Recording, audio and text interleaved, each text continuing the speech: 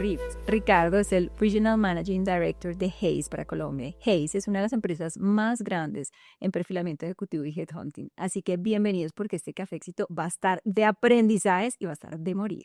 Bienvenido, Ricardo. Gracias, Carmen. Es un gusto estar aquí contigo. Bueno, todos tenemos, Marcho, este café éxito va a tener muchas verdades de qué tenemos que hacer para realmente podernos perfilar en cargos más ejecutivos, pero antes de eso, este primer sorbo, quiero que digas quién es Ricardo, cómo se define Ricardo. Perfecto. Bueno, yo soy papá de 2 hijos, esposo. Creo que la tercera faceta es headhunter, seguro. Alguien del mundo, ¿no? Yo vivo fuera de Brasil hace 10 años. He vivido en Angola, en Estados Unidos, México y ahora Colombia. Soy un apasionado por lo que hago. Y yo creo que he encontrado mucho propósito también en lo que hago. Y bueno, soy un fan de apoyar a la gente a ser mejor y de cambiar vidas. Seguro ese es Ricardo. Eso me encantó, ese fan de transformar vidas me parece que es bastante potente. Ya has tenido experiencia, dijiste, viviste en muchos lugares del mundo, llevas en Colombia 3 años viviendo, ¿verdad? ¿Cómo definirías un poquito, porque tienes esa experiencia del talento colombiano, el talento latino versus el talento europeo, el talento africano? ¿Cómo definirías cuáles son como esas cualidades principales de ese talento colombiano que es exportable para el mundo? Perfecto. Mira, yo me vine a Colombia por el talento, la verdad. Hace poco más de 3 años yo le vi muchos colombianos de México con quien trabajé, algunos también que estaban aquí baseados en Colombia y me fascinó algunas facetas del colombiano, ¿no? Yo creo que la primera es el compromiso. El colombiano es extremadamente comprometido, trabaja muy duro, son personas realmente que se comprometen con su trabajo, que es una cosa que vemos realmente que los líderes de las empresas hoy cuestionan un poco en el mercado. Entonces yo creo que ese es el primer punto, ¿no? Número dos, yo creo que el colombiano tiene mucho interés también que la gente hable bien de él, hable bien de su país y hace todo para quedar bien. Y eso es fascinante, ¿no? Porque tú cuando me marca, por ejemplo, la tarjeta aquí en Colombia, yo digo, va, dame más una casi, porque soy tan bien atendido, ¿no? Que eso hace realmente con que creo que el colombiano se destaque en el mundo. Y creo que el tercero, realmente el colombiano busca mucho aprender y desarrollarse, ¿no? Ese tema realmente de invertir en la educación, invertir en el aprendizaje, yo creo que pone el colombiano realmente con un perfil muy bien calificado en el mercado laboral. Mm, Pero entonces, ¿qué le falta al colombiano para poder potenciar mucho más ese impacto que tiene en otros lugares? Perfecto. Mira, yo creo que uno es confianza, ¿no? Así yo creo que el colombiano tiene que confiar un poco más realmente en su potencial, en su talento. Creo que ese es el número uno, ¿no? Creo que eso quizás es una síndrome latina incluso, ¿no? Nosotros ni siempre creemos que podemos jugar ahí en las primeras ligas, ¿no es verdad?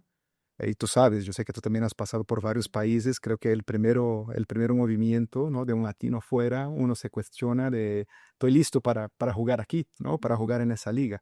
Creo que el número dos también es un tema relacionado al inglés, claro, ¿no? Así vivimos en un país donde solo el 5% de la población habla inglés y eso para que alguien realmente esté presente y sea referencia en el mercado global, tiene realmente que hacerlo, ¿no? Así, entonces yo creo que es una inversión fundamental tanto de Colombia como de los colombianos.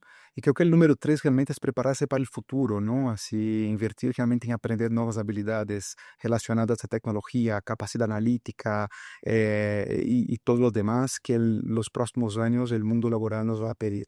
Entonces, yo creo que eso realmente va a hacer con que los colombianos que se quieran destacar puedan realmente empezar a poner ahí el pin de Colombia realmente a nivel mundial con relación a lo que es talento. Bueno, y con respecto a esas habilidades que mencionas, aquí ya no estamos hablando de los colombianos, sino de todos en general. ¿Cuáles serían esas habilidades que tú, desde el conocimiento y la experiencia que tienes, has acompañado a cuántas personas? ¿5.000 ejecutivos alrededor del mundo? Hoy, por lo menos. Más, mucha gente. Sí. ¿Cómo hacemos? ¿Cuáles son esas habilidades que necesitamos trabajar y enfocarnos mucho más para poder realmente capitalizar ese crecimiento profesional? Muy bien. Claro que eso cambia, ¿no, Carmenisa? De año con año, de ciclo con ciclo, pero hoy todas las investigaciones que hacemos y todos los ejecutivos con quien platico, hay tres cosas que son fundamentales, ¿no? La primera, realmente nosotros tenemos ahí todo lo que es la adaptabilidad al cambio, ¿no? Así la capacidad de adaptarse a los cambios. Hoy el mundo cambia muy rápido, ¿no? Hoy las empresas pasan por ciclos de transformación a cada 8 meses. Entonces, necesitamos, sí, una locura, ¿no? Pero necesitamos de profesionales que estén preparados para vivir esto, ¿no? Porque hoy quizá el headquarter está en un lugar, mañana en otro, hoy hay uno CEO, mañana hay otro, hoy tengo una línea de productos, mañana tengo otro, M&As, spin-offs, todo eso realmente pasa todos los días. Entonces, eso seguro es el número uno. Número dos, la habilidad de comunicación. ¿No? Nosotros hoy vivimos en un mundo global que se comunica muy rápido, que tenemos ahí realmente estructuras, áreas y talentos que están interconectados de India a, ¿no? a Colombia. Entonces, hoy realmente la gente tiene que lograr comunicarse bien, sea como líder, sea como empleado, sea como corporación. Es muy importante ese tema de la comunicación. Y yo creo que la comunicación es todo algo difícil, ¿no? Porque hoy uno habla por WhatsApp, después termina la conversación por Teams, y ahí agarras el teléfono y después tienes una conferencia y después te reúnes con alguien y todo eso debería estar realmente conectado de cierta manera, ¿no? Entonces comunicarse realmente es una habilidad muy importante. Y número tres, realmente es toda esta capacidad realmente de tener resiliencia al cambio, ¿no? Sí, entonces, además de la adaptabilidad, es yo me adapto, esa última realmente es, pucha, yo me adapto muy rápido, ¿no? Yo estoy preparado muy rápido realmente para el próximo paso. Entonces, si me cambian de una área, yo entiendo el contexto de la compañía, tengo realmente esa flexibilidad de entender lo que está pasando y estoy listo para el próximo reto. Entonces, esas seguro son las tres habilidades más comportamentales más presentes. Si hablamos de habilidades técnicas, estamos hablando ahí realmente de también algunas cosas que son muy importantes. Hay tres muy relevantes al día de hoy. Seguro la primera es el inglés, ¿no? Si alguien quiere destacarse, Que ya es lo como un basic, básico. ¿no? Si quieres jugar ahí en las grandes ligas, tienes que hablar inglés. Pero hay dos súper relevantes también hoy que yo creo que la gente invierte quizá menos, que es la alfabetización digital. O sea, la capacidad que tenía alguien, ¿no? De trabajar con la tecnología, de entender las tecnologías nuevas y adaptar eso y traer eso para el día a día. Y la tercera es toda la capacidad de trabajar con data, ¿no? Así, el mundo hoy pide la data, los jefes piden la data, las compañías piden la data. Hoy cuando tú vas a defender un proyecto, Tienes que tener. tienes que tener. ¿Por qué quieres invertir en eso? ¿Por qué tenemos que poner plata en eso? ¿Por qué vamos a apostar en eso? ¿Por qué esta línea de productos? ¿Por qué este país? Hay que tener data que realmente permita que esa realmente decisión sea viable, sea financieramente interesante y etcétera. Entonces, esa capacidad de manejar data, indiferente del área, indiferente si es Colombia o es China, la gente tiene que saber trabajar con eso, así como la alfabetización tecnológica o digital. Y claro, el inglés es mandatorio, como tú mismo has dicho. Mm. Y creo que el problema que a veces nosotros sentimos y es que nos olvidamos un poquito de todas esas habilidades que estás describiendo, incluso las que describiste, que no son necesariamente técnicas, sino son las famosas habilidades blandas o de liderazgo. Y a veces sentimos que necesitamos otro estudio más, que necesitamos otro certificado, otro diploma para poder ir escalando. ¿Cómo pones un poquito en esa balanza eso? Porque es una creencia también que viene muy arraigada de nuestra formación del pasado. ¿Tú sientes que ahora cada vez es más requerido y más necesario esto? ¿O sientes que empieza en la balanza a ganar mucho más peso este tema de habilidades de liderazgo, habilidades blandas que estás describiendo para el futuro? Yo creo que seguro realmente cuando hablamos de un líder, las habilidades blandas son tan o más importantes que las técnicas. Sí, yo creo que la habilidad técnica, claro, es relevante, principalmente cuando empiezas una carrera profesional, pero a medida que vas creciendo, son las habilidades blandas que te marcan realmente como un buen líder, ¿no? Entonces es esencial desarrollarlas y creo que realmente es súper interesante. Traigo una estadística aquí que es de cada 10 contrataciones que se hacen en Colombia, 7 se hacen por un tema técnico. Yo te contrato porque sabes inglés o porque has utilizado una herramienta específica y etcétera. De cada 10 despidos que se hacen en Colombia, 6 son por motivos de comportamiento. Entonces seguimos contratando gente por una habilidad técnica y despidiendo por un tema No, ok. comportamental. O sea que hay claramente una desconexión en lo que necesitaríamos para futuro. El éxito en una posición principalmente de liderazgo está más relacionado a habilidades blandas que habilidades técnicas, seguro. Yo soy un fan de la educación, yo creo que deberíamos estar aprendiendo para la vida, ¿no? Así todos deberíamos aprender siempre. Yo estudio todos los días, básicamente, leo, aprendo, ahora estoy invirtiendo mucho en aprender sobre inteligencia artificial. Estoy seguro que eso es importantísimo para cualquier ejecutivo, líder, y ese es parte de lo que va a marcar el futuro. Pero yo creo que hay varias maneras de aprender, ¿no? Entonces yo, claro, estoy haciendo una certificación, pero también leo, la uso. Yo creo que hay muchas maneras hoy de desarrollar realmente lo que son las habilidades blandas y la principal es usar eso en el día a día, ¿no? Entonces muchas veces nosotros invertimos mucho en aprender algo técnico, pero no lo traemos a la realidad y eso se pierde porque o se desactualiza. Pero es que yo creo que también vas a tener un poquito esa falsa creencia, así, bueno, yo invierto en esto porque tengo un diploma. es como un certificado que le pongo ahí a mi LinkedIn, a mi CV, entonces como que digo, bueno, esto justifica eso, pero a veces cuando tenemos que invertir en nosotros, en nuestro liderazgo, en nuestra comunicación, nuestras habilidades de conexión, ahí no lo vemos como con esa magnitud y lo que nos estás diciendo es, ojo, que esto es importante, pero esto puede llegar a pesar mucho más cuando estamos hablando de ciertos roles, ciertas posiciones. El diploma te da la vacante, pero no te da la promoción. Entonces, No me gustó. te permite entrar a la empresa porque es importante. Yo creo que principalmente en Latinoamérica y Colombia el diploma es muy relevante, la certificación es muy relevante, pero no te da la promoción, no te hace destacar dentro realmente de los demás talentos, no te permite realmente que trabajes bien en equipo o que de nuevo, ¿no? Sea flexible, adaptable. El diploma no te da eso. Eso te da el día a día, el leer, el poner en práctica, en traer realmente al día a día algunas herramientas, ¿no? Sí, entonces seguro el diploma te da la vacante. Un punto de entrada, pero no te va a dar ese punto de boost, digamos. Sí o sí. Y cuando tú has entrevistado a muchos ejecutivos, muchas personas también para posiciones muy senior, ¿cuál es el principal error que cometemos cuando estamos en una entrevista de trabajo?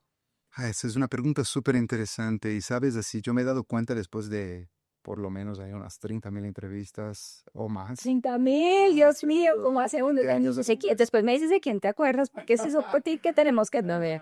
No, mira, yo creo que la gente tiene mucha dificultad en hacer la entrevista, ¿no? Así yo veo que los ejecutivos tienen dificultad en contar lo que han hecho. Y yo creo mucho en el poder de la historia, ¿no? Yo creo que todas las estadísticas que leo y todo lo que veo, que la historia cuenta mucho más que la data, que, ¿sabe? Entonces yo creo que los ejecutivos tienen que aprender a traer su historia a la mesa de entrevista, ¿no? ¿Cómo cuento mi historia? Creo que ese es el número uno.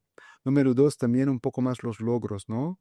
Y ahí sí es la data, es el cuantitativo que no puede aburrir el entrevistador, pero que tiene que estar presente realmente en ese espacio de la entrevista.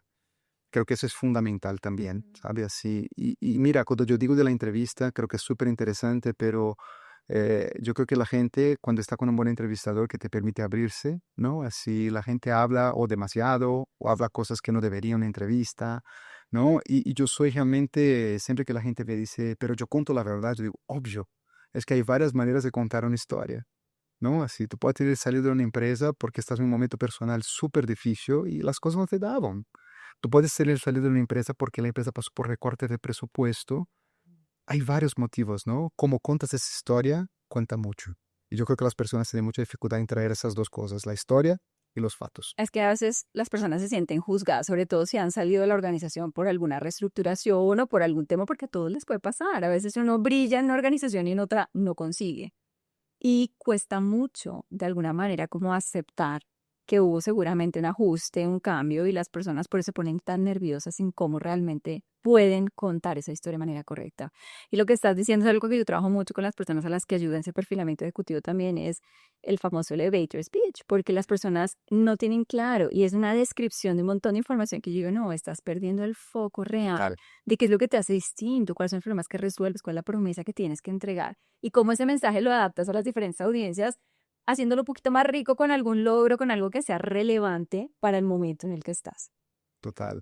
¿Sabes? Te puedo decir algo así. Yo odio los elevator speeches. Yo amo los elevator stories. Ay, me encanta, ¿sabes? Ay, ese me acabas de dar un nuevo nombre.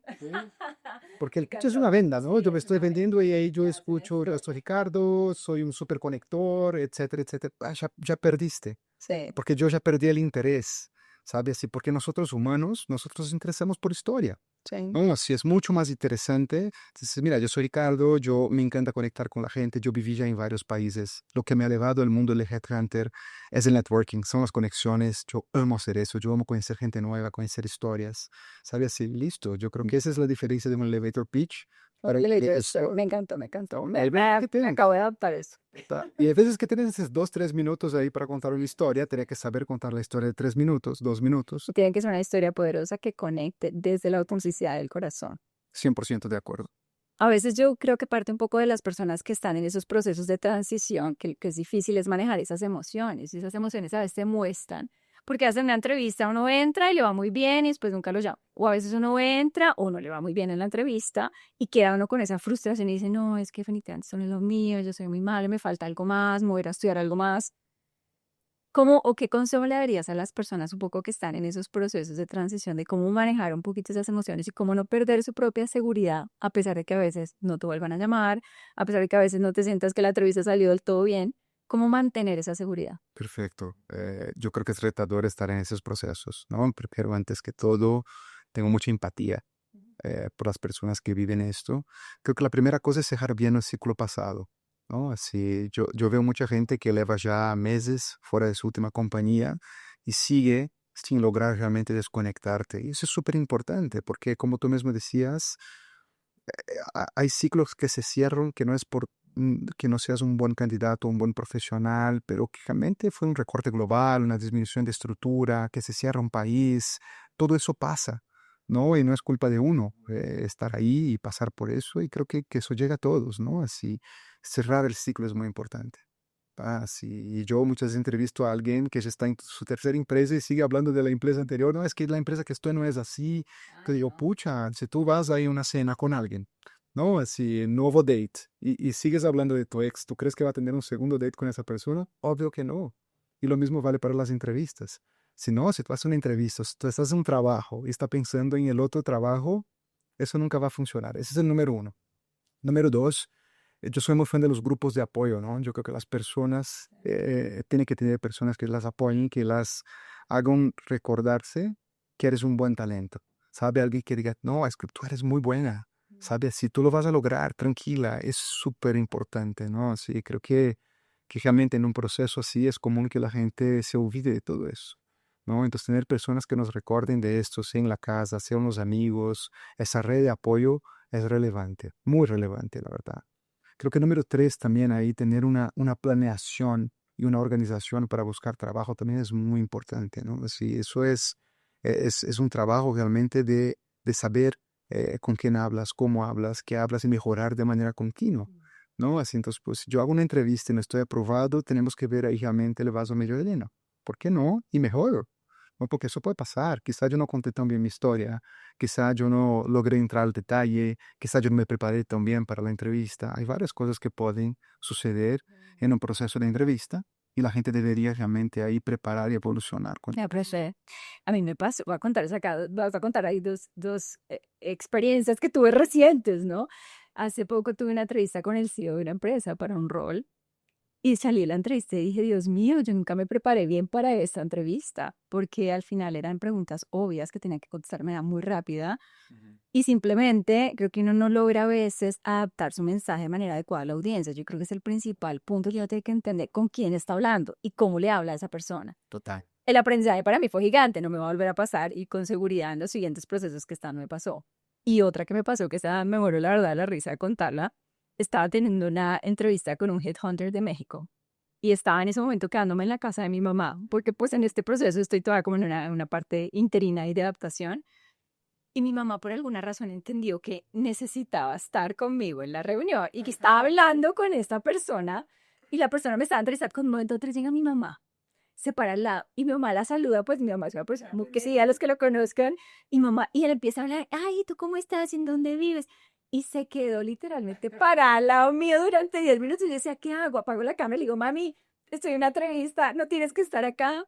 Y pues la señora muy querida le hizo la conversación a mi mamá, terminaron hablando más o menos de cómo era México, el cafecito de Colombia, todo lo que hacíamos, pero fue un momento tan incómodo porque yo reconozco en estos años de experiencia que nunca me ha pasado, cómo le dice uno a la mamá, mami, no es el momento correcto, y cómo tiene usted también esa valentía de hablar con firmeza, pero con suavidad, decir, bueno, disculpa, tal vez mi mamá me necesita un espacio, un segundo.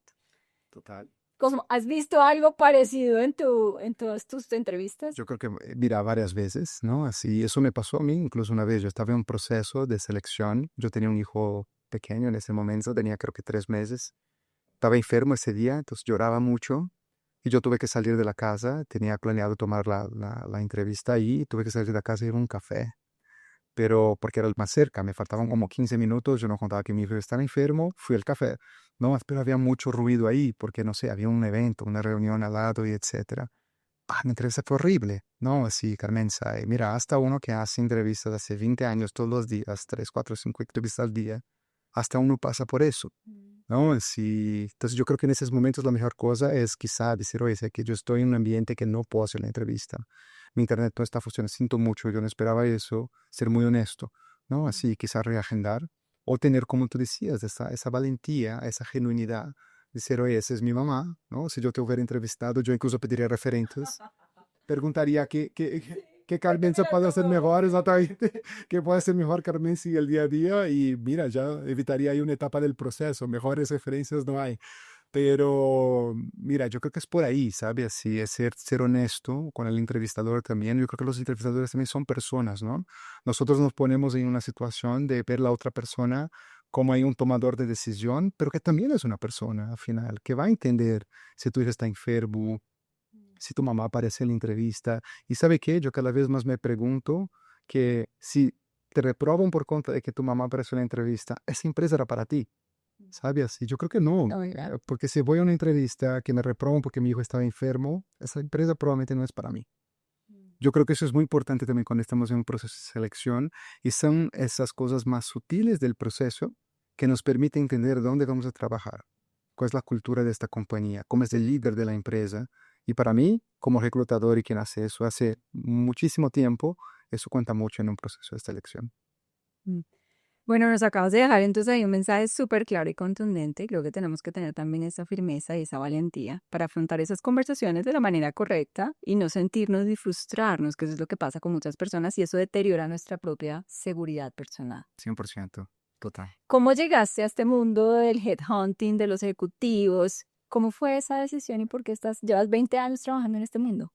Mira, yo creo que nadie nace sueñando de ser headhunter, ¿no? Ujú. Así, y yo creo que se pregunta a mi hijo hoy, él no tiene idea de lo que hago, tampoco mi mamá tiene idea de lo que hago, pero bueno, yo la verdad, cuando yo tenía 10 años, mi papá perdió su trabajo. Mi papá tenía una empresa, subió la empresa de mi abuelo, mi papá siempre fue un ejecutivo súper exitoso, y él, después de 10 años liderando la compañía, tuvo cáncer, ¿no? Y tuvo que salir en esa época. El cáncer realmente te afastaba de todo, ¿no? Era mucho más duro de lo que es hoy, que sigue siendo muy duro, pero él tuvo que salir de la empresa, estuvo un año fuera, ¿no? Haciendo el tratamiento y etcétera. Y cuando volvió a la empresa estaba súper, ¿no? En malas condiciones, con deudas y etcétera. Él dijo, mira, yo no puedo seguir aquí, mi salud no me permite. Vendió su participación en la empresa, la verdad, inyectó capital, ¿no? Para pagar las deudas y etcétera.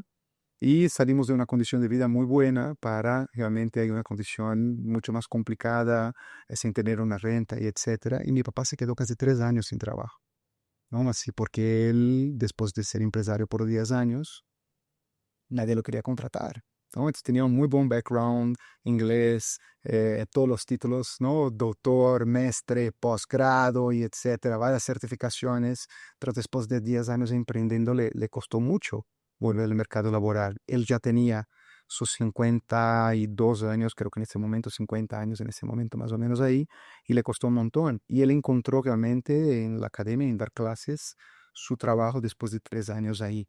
Y hablando con él, después él me decía, mira, si yo supiera que iba a ser tan feliz haciendo eso, yo hubiera hecho antes. Y eso me marcó, ¿no? Si yo tenía 10, 12, 13, 14 años en ese momento, ver a su papá buscando trabajo, haciendo entrevistas, con dificultades para hacer un currículo, que la gente también lo subestima, es difícil hacer un currículo. Va, sí, entonces todo eso realmente me marcó mucho. Y yo cuando realmente empecé ahí a buscar trabajo, me surgió una oportunidad en entrar al mundo del headhunter cuando yo tenía 20 años. Y bueno, aquí estoy hasta hoy, me enamoré. Creo que es un mercado y un mundo meritocrático que te permite, ¿no? Esa carrera internacional que a mí siempre me ha fascinado, la verdad. Siempre he buscado eso en una corporación y creo que también es una empresa o un sector que te permite conocer gente, ¿no? Que es de las cosas que más amo en la vida. Entonces sí, yo hoy creo que esa ha sido mi vocación, soy muy feliz con lo que hago, y eso empezó con mi papá perdiendo el trabajo, ¿no? Entonces, Hay un propósito muy claro atrás también. total. Creo que eso también nos hace conectar más con lo que hacemos, cuando hay algo por detrás, Que te mueve el corazón. 100%, 100%. Y hablaste un poquito de esas conexiones. ¿Qué tan importantes son las conexiones cuando hablamos un poquito de este crecimiento profesional? ¿Qué papel juegan? Creo que las conexiones son fundamentales, ¿no? Creo que además de lo que hablamos aquí de las habilidades blandas, que son básicas para el crecimiento de un profesional y la ascensión de la carrera de un ejecutivo, el networking, las conexiones son súper importantes, ¿no? Así, y yo creo que tanto las conexiones dentro de la compañía como las conexiones también fuera, ¿no? En el mercado, en el sector, en las organizaciones de clase, en ONGs, todo, porque el mercado hoy, el mundo está muy interconectado, ¿no? Y el networking te ayuda, principalmente en Latinoamérica el networking te ayuda, ¿no? Te ayuda a, exactamente, a conocer gente que conoce gente, y eso es un dato súper interesante. 8 de cada 10 procesos de reclutamiento en Colombia se dan por networking. ¿Va? Entonces, No es menor. Sin embargo, hay muchas personas a las que les cuesta mucho. Yo hablo mucho del concepto de presencia ejecutiva porque al final tomas 5 pilares que muchos los has descrito: la confianza, la comunicación, el networking, la autenticidad y la serenidad. total. Que todos son elementos importantes para ese perfilamiento mucho más ejecutivo. Pero lo que yo más veo en las personas es que las personas asocian el networking de manera negativa. Es que yo no tengo tiempo para salir a almorzar. No es un tema de salir a almorzar. Las personas no han entendido que el networking es estratégico para el crecimiento profesional. Y si no lo capitalizamos con intención de alguna manera, pues va a ser muy difícil que esas puertas se abran mucho más rápido. ¿Tú crees que si existe, no solamente en Colombia, sino en general en Latinoamérica, una barrera con respecto a la edad? Si yo tengo más de 50 años, ¿qué tan fácil es o qué probabilidades tengo de alcanzar o entrar a un trabajo versus las personas que hoy tienen 30 o 40? Mira, yo me encantaría decirte que no, ¿va? Pero yo Es un cafecito de verdad, quita esos pesitos a la verdad. sería verdadero si te dijera que no. Yo creo que sí tienen.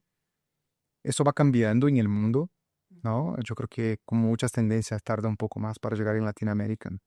Y ya vemos algunos cambios, yo ya veo cambios en el día a día. Entonces antes teníamos realmente la edad como algo que limitaba un proceso de reclutamiento, por más que nosotros siempre nos hemos posicionado contra eso, ¿no? Hoy vemos menos, hoy vemos que la gente incluso nos pide ejecutivos y ejecutivas más seniors, con más experiencia, ¿no?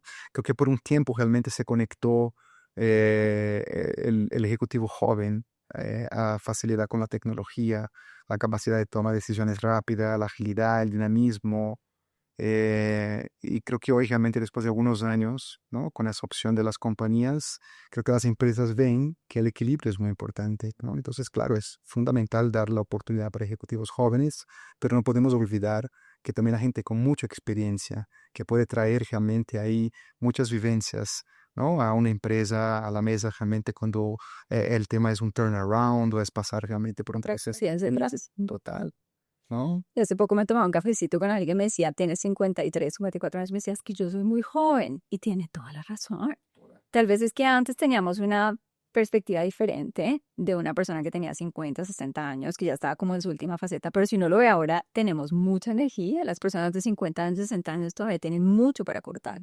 La pregunta es cómo ayudamos a que las compañías se aperturen mucho más, a recibir esa diversidad y de que no sea solamente un speech bonito en los valores de la compañía, sino que realmente se transforme en realidad. Y eso mismo pasa con las mujeres.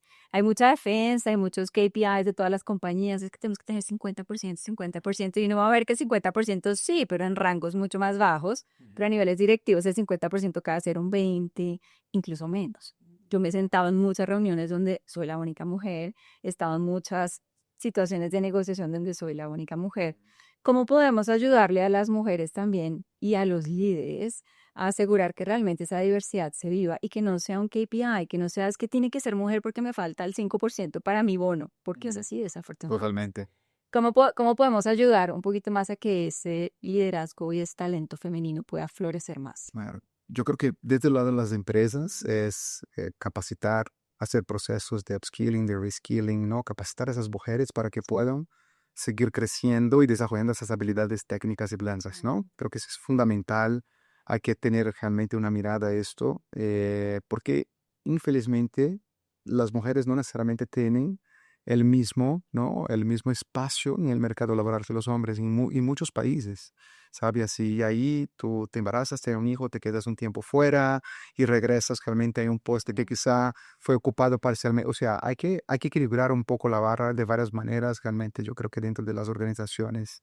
Eh, Entonces yo creo que por ahí es importante, ¿no? Que las empresas entiendan la importancia de la diversidad, no solo por el KPI, pero lo que trae eso realmente dentro de los resultados de la compañía, del lanzamiento de productos, de atender a demandas distintas, ¿no? Sí, y claro, invertir en eso, ¿no? Sí, creo que número dos realmente parte ahí de los ejecutivos, ¿no? Creo que nosotros como ejecutivos tenemos que tener también la importancia de eso y abrir espacio para eso en el mercado. ¿Sabe? Así, y realmente entender que eso trae el resultado a la compañía y aporta y hace con que las compañías sean mejores. Y creo que desde los lados de los profesionales tenemos que nos estar también ahí capacitando, recapacitando, ¿no? Y vale reforzar aquí, capacitar no es la certificación, no es el título, pero es el libro, es el networking, era aprender del amigo que ya pasó por una situación. Hay varias maneras de se recapacitar y yo creo que eso es importante porque también, ¿no? Cuando nosotros decimos, ay, que yo no tengo oportunidad, pero no te has capacitado, eso es un ciclo, ¿cierto? Me capacito, muestro que estoy listo o lista, ¿no? Y abre ese espacio realmente para ocupar una posición de liderazgo y abro más espacios para otras mujeres que quieren sentarse ahí también. Mm, Algo que también yo he visto mucho y desde mi propia experiencia personal es que las mujeres tenemos que reforzar mucho más nuestra seguridad personal, porque dudamos mucho de nuestra capacidad y siempre dicen por ahí que si la mujer no tiene el 100% de los requerimientos no aplica, mientras que el hombre si cumple el 50 aplicó. Hay una visión distinta desde la perspectiva de la mujer de lo que significa estar listo versus lo que tal vez un hombre piensa con respecto a un trabajo. Así que hay mucho trabajo por seguir haciendo y por seguir fortaleciendo. Nosotros acá siempre jugábamos algo en la universidad que se llamaba La Verdad o Se Atreve, creo que en Brasil no lo juegan, pero acá si pusieras cogerte la verdad o te atreves, ¿qué escogerías? Ajá, yo me escogería la verdad siempre, siempre, seguro. Más Entonces, que me atreva a muchas cosas, pero yo no, siempre hay que tener coraje y valentía para atreverse a todo. Yo quiero que tú me digas desde la verdad, ¿cuál es la respuesta correcta que yo tengo que, si alguien me lo está preguntando en entrevista, debería contestar cuando me dicen cuál es su aspiración salarial? Esa es una pregunta, yo creo que difícil porque depende mucho del momento de la persona, Ujú. depende mucho del momento de carrera, ¿no? Yo creo que si estamos hablando con ejecutivos y ejecutivas, creo que el propósito hoy juega un papel muy importante en una toma de decisión. Yo creo que la flexibilidad juega un papel muy importante en la toma de decisión. Poder llevar proyectos que estén conectados, ¿no? Con tu vida personal juega un papel muy importante en tu Ujú. decisión. Entonces, mi respuesta, la verdad, es, hay que explicar al entrevistador y la empresa que importa para ti. Y eso hace mucho más fácil explicar realmente lo que es tu pretensión salarial y por qué la pretensión es esta, ¿no? Así, porque realmente puede ser distinta dependiendo de la red que estás viviendo aún. Si esto te da propósito, ¿no? Yo creo que eso realmente hace con que, por lo menos yo, estuviera mucho más flexible para hacer algo, que si es algo que no me da ningún propósito y no conecta con lo que quiero, ¿no? Tener en mi vida. Pero si igual me pregunta, después de que le explico mi propósito y todo, y me dice, bueno, sí, gracias. ¿Cuál es la aspiración? ¿Qué contesto? Yo creo que hay que tener miedo de ser puesto pretensión. Creo que nosotros tenemos que hacer un ejercicio claro de entender cómo está el momento de mercado, cómo es la empresa y pues el perfil de la empresa, cuánto pagan para esta posición, ¿no? Y ahí sí, tener ahí realmente mucha seguridad de decir, mira, mi pretensión es esta, ¿no? Así yo entre esto y esto, porque claro, puede haber un Un rango. rango, mira. Pero si tú realmente, de nuevo, ¿no? Conecta con el propósito de la compañía, conecta con el reto, conecta realmente con la posibilidad o la flexibilidad necesaria para tu vida personal y ten idea de cuánto paga el mercado para esa posición, entendiendo cómo está el mundo laboral hoy, cuánto pagan para eso, cuál es el momento de la compañía, es mucho más fácil realmente ser muy asertivo en esa respuesta. Creo que a muchas personas les cuesta un poco esa respuesta porque muchas personas dicen, creo que nunca me volvieron a llamar porque tal vez estaba por encima. O hay personas que entran a trabajar y después dicen, ay, yo estaba muy abajo. Porque al final, desafortunadamente, todavía muchas compañías no pagan lo que pueden pagar para el salario, para el cargo, sino que todavía se basan en el histórico del salario de la persona. Y si tú no tuviste buena capacidad de negociación en tu pasado, pues ya entraste con una base comparativa diferente. ¿Es correcto eso, verdad? Es muy correcto, la verdad. Yo creo que las empresas se basan en esto, se basan también ahí realmente en estudios o investigaciones de mercado que son muy fríos, porque yo estoy comparando con otro ejecutivo en otra empresa que quizá no tiene los mismos retos, la misma estructura, la misma necesidad o incluso la misma Sí. capacidad, ¿no? Entonces yo creo que esos ejercicios hoy, infelizmente, son muy binarios y no deberían, ¿no? Así debería ser un ejercicio realmente de cuánto vale ese talento, cuál es el reto que tengo en mi organización, qué necesito hoy y cuánto tengo que pagar para tener a alguien que solucione este problema que tengo hoy dentro de mi organización, ¿no? Que puede ser muy distinto de la curva del mercado, de la persona que estaba antes y etcétera, ¿no? Así, entonces yo creo que esto es súper relevante y yo veo que muchas empresas acaban contratando perfiles que no son lo que necesitan para mantenerse realmente ahí solo dentro de una banda que está siendo ocupada por una otra persona, ¿no? Así, Es un gran error ese un gran y error pasa mucho. que principalmente por una posición ejecutiva, Sí. mi pregunta siempre es, ¿cuánto te aporta esta persona? ¿No? Así, yo creo que una contratación ejecutiva tiene que pagar la cuenta siempre, ¿sabe? Así, porque realmente es esto, ¿cuánto traes a la mesa para la compañía? ¿Y cuánto vales? Yo tuve un jefe que decía hace muchos años, me decía, no lo mires como si eres caro o no para la compañía, es cuánto valor le genera a esa compañía. Pero si tú no tienes claro cuál es el valor, pues la compañía de alguna manera no va a jugárselas todas para poder pagarte lo que tú quieres o lo que mereces ganar, porque simplemente tú ni siquiera has entendido el valor que le aportas. Y dentro de lo que has visto, ahora se ha puesto muy de moda el término marca personal. Yo lo llamo marca ejecutiva porque yo digo que al final hay una gran responsabilidad cuando somos ejecutivos, estamos en corporaciones, por asegurar que esa marca personal realmente haga fit dentro de lo que nosotros hacemos. Y a veces las personas asocian marca personal con salir a vender en Instagram, que muchas personas lo hacen, pero el punto acá es como realmente empezar a crear una marca ejecutiva que te posicione como una referencia dentro de la industria en la que estás. ¿Qué tanto pesa ahora eso? Y has visto que las empresas ahora están más flexibles o no, porque muchas personas tienen miedo incluso a hacer un like, a hacer un post en redes como LinkedIn, en otras redes, porque tienen miedo de lo que diga su compañía. Ajá. ¿Qué es lo que estás viendo en términos de evolución con respecto a ese tema? Es súper interesante tu pregunta, Carmenza, porque yo he visto evolucionar mucho el mercado desde ahí, ¿sabe? Yo creo que hoy las nuevas generaciones quieren más trabajar con Carmenza que trabajar en la empresa X. Entonces, la figura del ejecutivo dentro de la corporación y en la media se ha tornado cada vez más importante, porque yo me conecto con Carmenza por sus ideales de líder, por su defensa de la diversidad y la inclusión y por otros tantos motivos que hace con que yo sienta que si Carmenza es líder de esa compañía es un lugar para que yo realmente pueda aplicar o quiera trabajar, ¿no? Entonces, yo creo que eso es súper importante. Eso es una tendencia global, ¿va? De los ejecutivos como una marca, ¿no? O marca ejecutiva, como tú mismo has dicho. Y yo creo que eso es súper relevante. Veo muchas empresas aportando e invirtiendo mucho y con relación a eso en hacer sus empleados voceros de una compañía. Y yo creo que el primer vocero tiene que ser el ejecutivo. Por eso realmente uno con ejecutivo tiene que tomar mucho cuidado cómo se posiciona en el mercado, lo que habla, lo que comenta, dónde comenta, ¿no? Cómo trabaja su imagen y etcétera.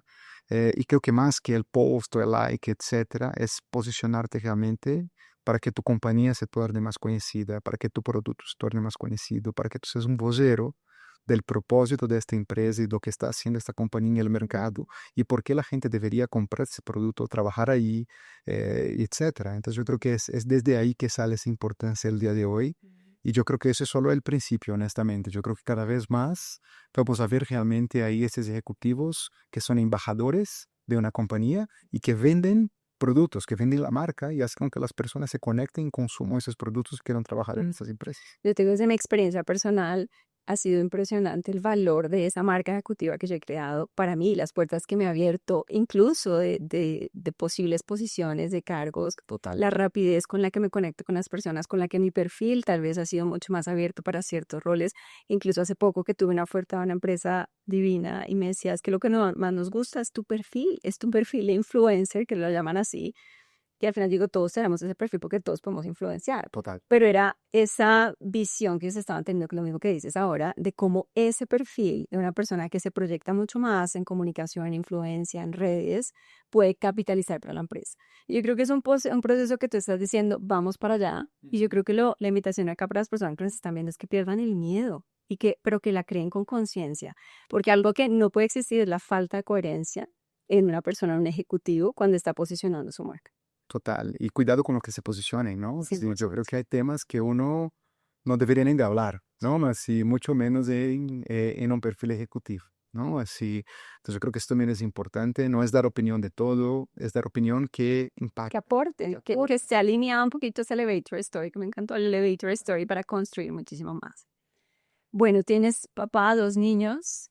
Y me contaste un poquito una historia que marcó mucho mi corazón, es que uno de tus chiquitos tiene también una condición especial. ¿Cómo has sentido también el apoyo de la compañía y de las personas con las que trabajas cuando tienes una situación así que viste, a todos nos puede pasar? Interesante pregunta, ¿no? Yo tengo un hijo que tiene 8 meses. Él tiene miocardiopatía dilatada, o sea, su corazón tiene el tamaño mayor de lo que debería. Sí. Y eso hace con que su función cardíaca esté desregulada, ¿no? Su corazón funciona un tercio de lo que debería de funcionar. Yo creo que ese fue y siempre ha sido uno de los mayores miedos que tiene en la vida. Tener un hijo que necesitaba de algún tipo de cuidado especial, ¿no? Así, y fui sortudo. ¿Y por qué digo sortudo? Sí, fui sortudo porque, mira, yo sí fui una persona cerrada cuanto a mis emociones. eh, Siempre me encantó escuchar de los otros, ¿no? Así, pero cuanto a conectar con mis emociones siempre me costó. Yo creo que eso realmente me ha hecho evolucionar mucho como ejecutivo y como persona. Me ha hecho aprender el poder y la importancia de la paciencia, ¿sabe? Y yo creo que me ha probado realmente el real significado de la palabra resiliencia, ¿no? Yo creo que esas cosas no aprendes en la universidad, no aprendes con el título, tienes que vivirlo, ¿no? No es fácil ser papá, no es fácil ser mamá y ejecutivo al mismo tiempo. Pero mira, yo creo que esos ciclos son increíbles, ¿no? Poder vivir esto realmente con un hijo me ha hecho descubrir mucho de mí mismo, como ejecutivo y como persona. Mi compañía ha sido increíble en todo este proceso, incluso muy seguro es de las cosas que me hace querer seguir y estar muy contento de estar donde estoy. Mi equipo ha sido increíble en ese proceso. Yo creo que todos ahí realmente han estado mucho más comprometidos. Y es interesante eso como ejecutivo, porque con mi ausencia, muchos de los líderes que tengo han logrado evolucionar No creo. para el espacio. Entonces hay cosas en la vida que nosotros lo vemos realmente como un reto, un problema, pero que vienen realmente ahí para permitir tantas otras cosas dentro del perfil del ejecutivo. Y sabe, Carmen, yo creo mucho que es esto, ¿no? Así, nosotros tenemos que aprender a cada ciclo que cerramos, sea la entrevista, sea salida de la empresa, sea realmente la enfermedad de un hijo, ¿no? Así, y volver mejores, así. Y yo creo que es eso lo que me propongo hoy, volverme un ejecutivo mejor, un papá mejor, un líder mejor, un amigo mejor, mucho más empático, mucho más preparado para muchas cosas, que se importa mucho más de verdad, ¿no? Con la gente y todas las investigaciones que hemos hecho y todo lo que he leído y hemos hecho varias en Hayes, prueban que hoy las nuevas generaciones, y yo diría incluso las más antiguas como yo, buscan líderes más empáticos, buscan líderes más humanos, ¿no? Buscan líderes que conecten, ¿sabe? Entonces, quizá eso realmente me ha dado ahí las herramientas para seguir siendo un mejor ejecutivo en el futuro. Y mencionaste algo y es flexibilidad. ¿Qué tan importante es? Yo soy una defensora 100%, y lo digo súper abierto, un poquito de esos modelos híbridos, modelos flexibles. ¿Qué sientes tú o qué tan importante es para las personas, sobre todo las nuevas generaciones, esa flexibilidad como concepto? Es fundamental. Y eso, mira, yo creo que también demuestran todos los estudios. Acabamos de hacer un estudio con 16.000 personas en Latinoamérica. La flexibilidad sale ahí con un ¿Por top qué eso es tan 3. importante? Las compañías están cada vez volviéndose más tradicionales y restringidas en muchos de esos beneficios flexibles. Yo creo que es un tema de control y es un tema de performance, ¿no? Así, siento realmente que se ha atribuido los últimos años los retos, la dificultad en performar a un ambiente de trabajo remoto híbrido. Yo como persona y como ejecutivo estoy en desacuerdo. Yo creo en responsabilidad, en responsabilización, ¿no? Entonces yo acredito en trabajar con gente responsable. Yo acredito en líderes que dejan muy claro lo que esperan de sus liderados. Y yo creo que eso es lo que importa, la verdad. Ahora, yo también estoy muy seguro que el ambiente de la oficina es muy importante en muchos aspectos. La reunión presencial, el cafecito personal, principalmente en Latinoamérica, tienen una relevancia muy grande en las conexiones, relaciones, en los outcomes. ¿no? Así de una relación de liderazgo, de una negociación comercial. Entonces no podemos creer que todas las funciones pueden estar 100% remotas, ¿sabe? Así. Ahora, la flexibilidad es súper relevante, ¿no? Yo pasé por un momento muy retador en mi vida personal. Si no fuera la flexibilidad de mi compañía, yo probablemente no podría seguir ahí. No, yo estuve casi un mes en la UCI con mi hijo internado y revezando con mi esposa. Mi esposa también tuvo que tener mucha flexibilidad de su compañía y creo que las compañías tienen que tener eso porque yo me imagino que el mejor talento no va a querer trabajar en una empresa que no le entiende como persona, como papá, como mamá, como ejecutivo incluso, Mm. ¿no? Así. Y yo creo que eso es súper importante. Mi recomendación a las compañías, a los líderes es entiendan lo que es la flexibilidad y entiendan la importancia que eso tiene para cada persona, ¿no? Y es interesante, ¿sabe? Porque yo trabajo con mi equipo y muchas veces me mandan eh, la confirmación de que fueron al doctor o me dicen, oye, yo en la tarde voy a la casa, pues eso es muy común en Colombia, by the way, pero me mandan la confirmación de que yo voy a la casa porque mi hijo está enfermo. Yo digo, no me importa, cuida a tu hijo, ¿sabes? Así, gracias por avisarme.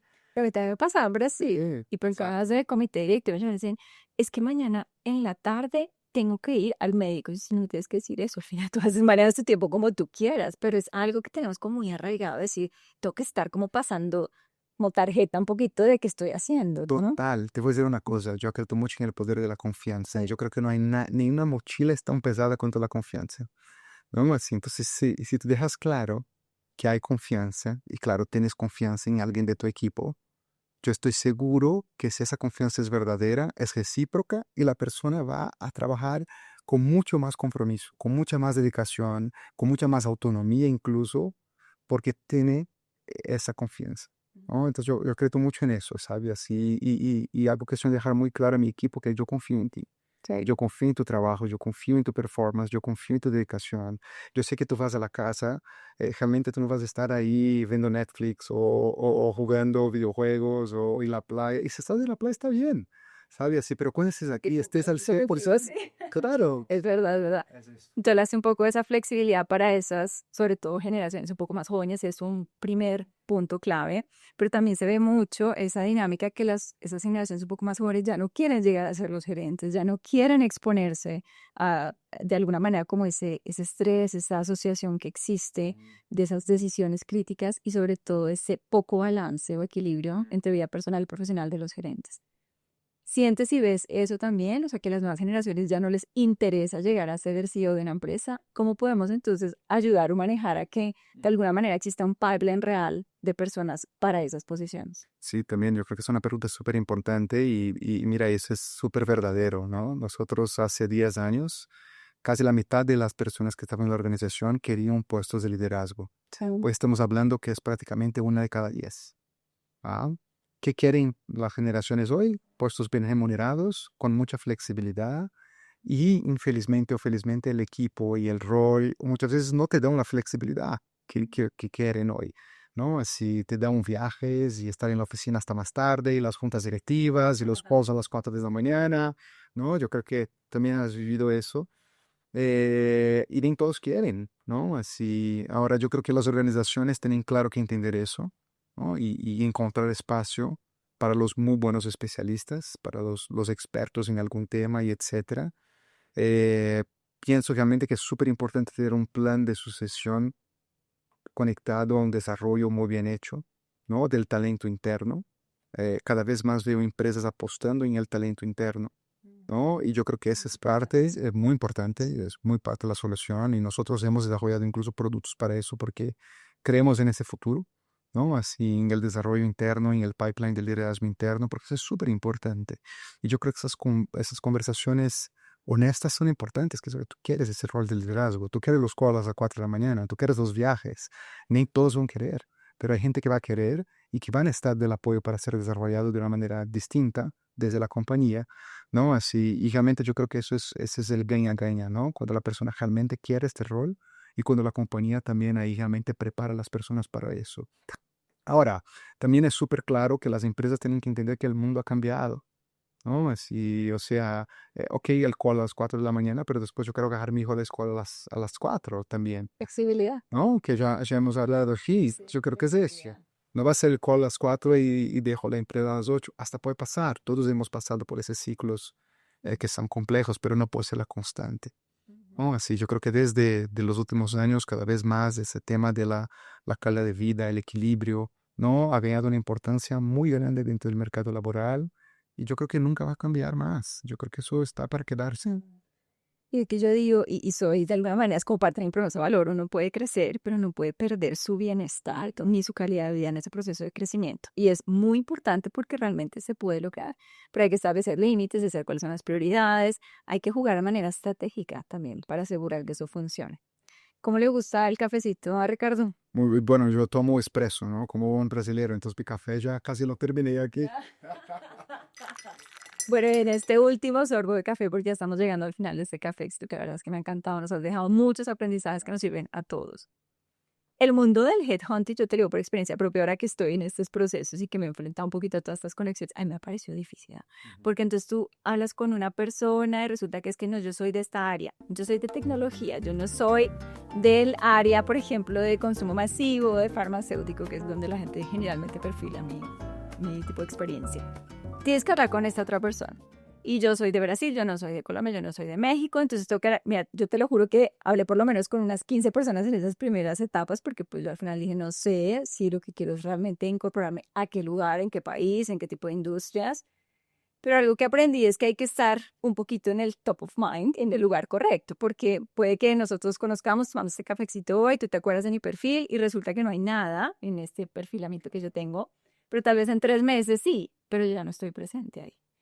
¿Qué consejo le darías en este último sorbo de café a las personas de cómo realmente manejar una estrategia adecuada con los headhunters? Y cómo asegurar pues que uno tenga esa visibilidad y se mantenga en la cabeza al final para que cuando tú tengas una oportunidad pienses en... Claro, mira, primero, nosotros en Hayes y yo también personalmente tenemos mucho en el reclutamiento especializado. No, porque creemos realmente que alguien que está muy metido en el mercado, por ejemplo, de consumo o de banca o de tecnología, te va a asesorar mucho más como cliente, como candidato a tomar la decisión correcta y aceptar la oportunidad correcta, ¿no? Y que va a ser ese match perfecto y realmente cambiar la vida del ejecutivo o del profesional que está participando de este proceso. Yo creo que esa es la primera parte de la respuesta, ¿no? Así. Segundo, yo acredito en un headhunter humanizado. Así, para mí, yo llevo 20 años en esto y yo aprendí mucho cuando mi esposa empezó a buscar trabajo, porque ella hacía sus procesos y no recibía un feedback. La gente no le contestaba los WhatsApps, los emails, y pasa mucho, ¿no? Sí, entonces cuando la gente me pregunta, Ricardo, ¿qué tú haces distinto? Yo siempre digo, yo me importo de verdad, ¿no? Por mi esposa, por mi papá, por mis amigos, porque todos tenemos papás, amigos, hermanos que están en ese proceso. Y yo creo que se hace toda la diferencia. Yo creo que el mundo va por ahí, ¿no? No importa el rol. Nosotros no queremos hablar con la inteligencia artificial, por más que sea súper inteligente. Queremos a alguien que nos atienda, que solucione el problema, ¿no? Así. Y creo que eso es súper importante ahí para cualquier ejecutivo. Ahora, contestando a tu pregunta, ¿no? Yo creo que realmente tener una estrategia de networking es súper importante en ese momento. ¿Con quién me conecto? ¿Qué son las personas que son los, ¿no? los headhunters o los tomadores de decisión en ese mercado? ¿No? ¿Quién está especializado en el sector que yo quiero moverme? ¿No? Y realmente empezar a conectar con esa gente, escribirles por LinkedIn, manda el mensaje, pide apoyo al amigo del amigo, ¿no? Y hay que ser insistente, hay que hacer el follow-up, ¿no? Así yo creo que es súper importante eso también. No deja de ser casi que una actividad comercial, ese proceso de prospección inicial, ¿no? Y yo creo que realmente una vez que está ahí, hay que mantener ese networking, ¿no? Hay que seguir conectando, hay que seguir ahí realmente platicando con la gente.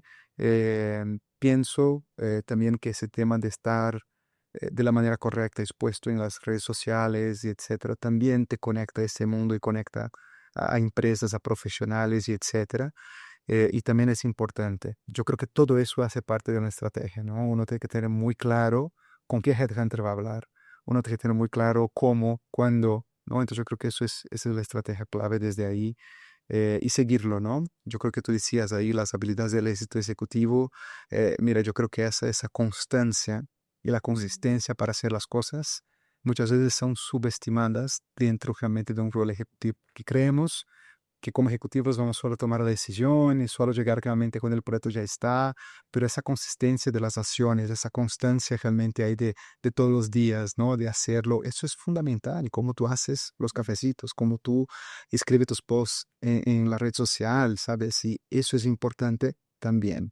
Y yo creo que la gente que está buscando trabajo, sea a través de un headhunter o no, tiene esas dos palabras que estar presente en su día a día, constancia y consistencia.